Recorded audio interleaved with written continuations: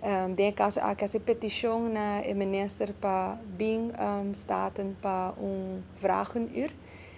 Essa que está passando nós por ter pouco mais de informação de com quantas etapas que o governo está tomando para atender o tópico aqui. Essa que está meramente para nós também por ter claridade sobre aqui.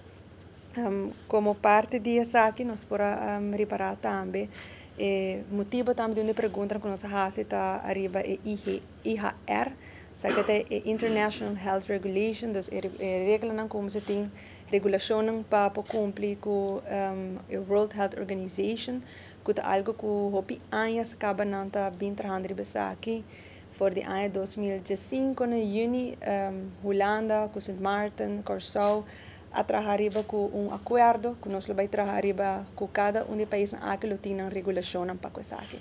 Então, a pergunta está para com Leos aqui está indo. Nós sabemos verdade nós temos rampenbureau que está para atender com crise ou calamidade. Não está parte que é importante que está dando sustento na ministro de Assuntos em geral. Então, para nós por essa tarefa de cada de nós. Então, no caso aqui de IHR está algo que tem que restaurar o Departamento de Salubridade Público. Para coisa aqui também nós é importante para trazer adiante que a hora que tem boa informação, gente por ter tranquilidade de saber preciso que o governo está fazendo, mas também no mesmo momento é bom para nós por Maria para alguma de prensa que vai trazer adiante de que sabe nota é o primeiro coronavírus que nós está conhecendo, é uma família.